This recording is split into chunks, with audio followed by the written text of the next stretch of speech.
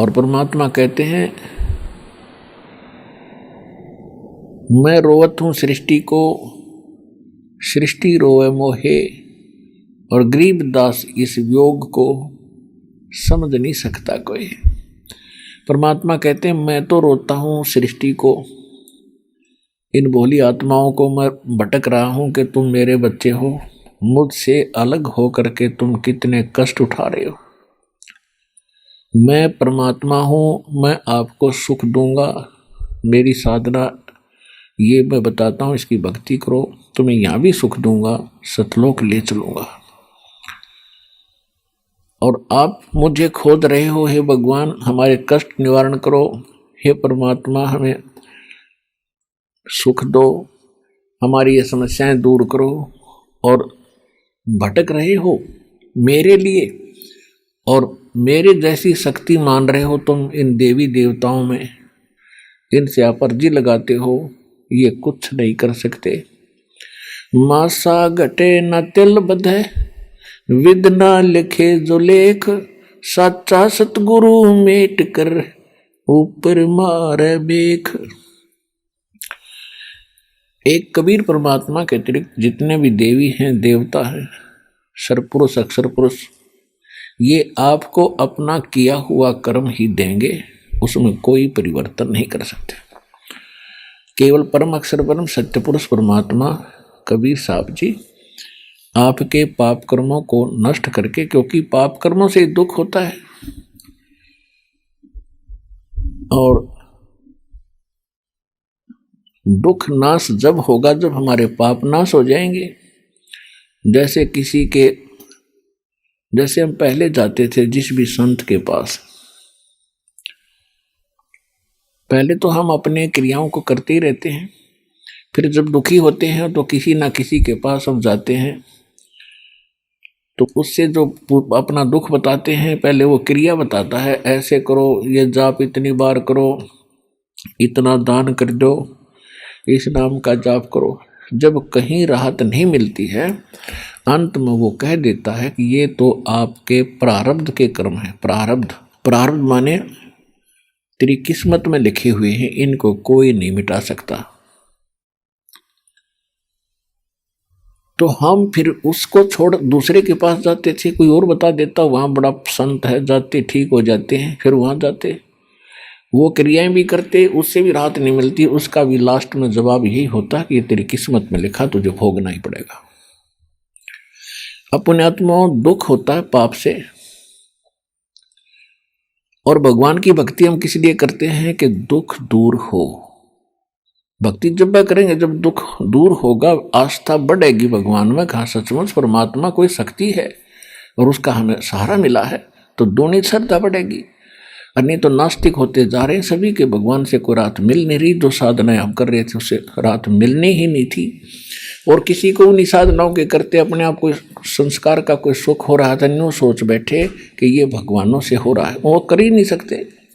वो तो इस तत्व ज्ञान के प्रकाश से हमें पता लग गया कि ये ब्रह्मा विष्णु महेश, ब्रह्म और अक्षर पर ब्रह्म, ये हमारे संस्कार में परिवर्तन नहीं कर सकते।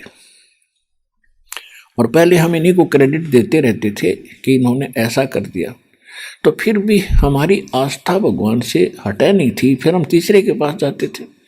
तो विचार करने की बात है कि जैसे किसी के पैर में कांटा लगा हो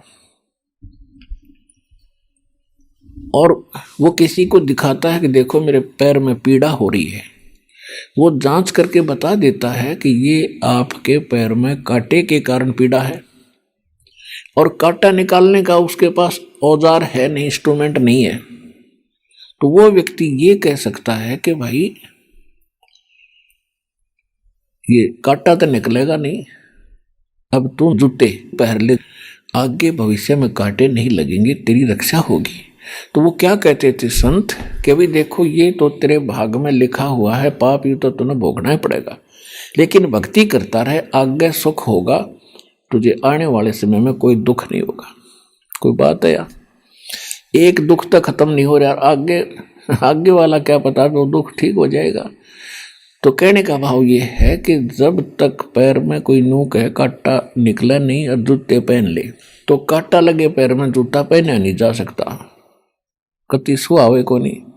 वो तो कांटा निकले और फिर सलाह दी जा भाई आगे जूते मत उतारिए, रास्ते में कांटे बहुत हैं। तो फिर वो इस डर से जूते कभी नहीं उतारेगा कि कहीं है भगवान ये कांटा फिर ना पैर में लग जा।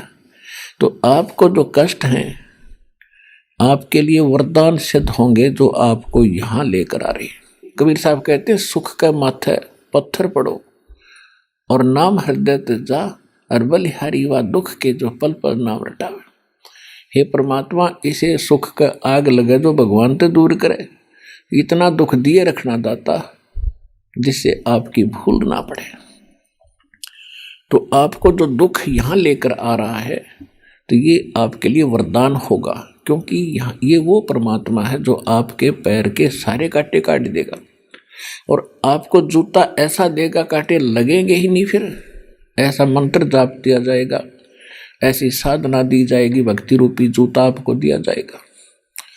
और फिर समर्थ की शरण में समर्पित हो जाने के बाद जब हम 100% मालिक को कबीर साहब को भगवान मान के और इसकी भक्ति शुरू करेंगे, फिर देखना इसके रंग। कहते हैं हमारी आस्था ऐसी हो जानी चाहिए जैसे पति भरता लड़की की अपने पति के प्रति होती है। वो अपने पति के अतिरिक्त किसी भी पर पुरुष की तरफ कभी भी पति वाली श्रद्धा नहीं आने देती, तो पति भरता होती है। तो इसी प्रकार हम अपने कबीर भगवान के अतिरिक्त सपने में भी किसी अन्य इष्ट से कोई भी मनोकामना पूर्ण की इच्छा नहीं रखेंगे, तब हम पति भरता पद पर आगे।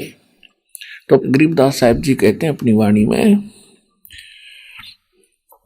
कि पति भरता जमी पर जो जो धर है पाओ, समर्थ झाड़ू देत है भाई ना कांटा लग जावे।